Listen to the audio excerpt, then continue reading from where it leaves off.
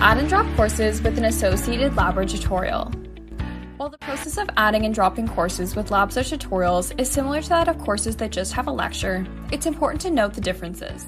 If you are trying to add a course on LORIS that has the word linked in the class seats box, it means that the course has a lab or tutorial component that you will need to add in addition to the lecture to properly register in the course.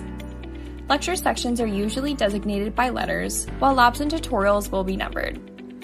You need to have both a lecture section and a lab or tutorial section showing in your course summary before you press submit, or you will receive a registration error.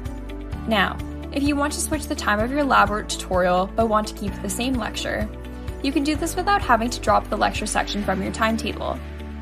Before doing anything, always double check that there is still room in the lab or tutorial that you would like to take, and that it will fit in your schedule without any time conflicts.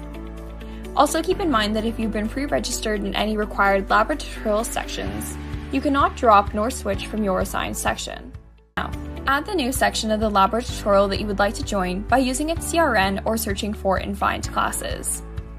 Now, on your course summary, find your original lab or tutorial and choose Drop Course from the drop-down menu beside its title.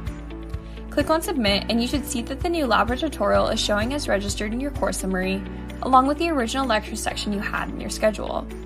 If you decide that you want to drop a class that has a lab or tutorial component, remember that you will need to drop both a lecture and lab or tutorial section from your course summary to properly deregister yourself from the course.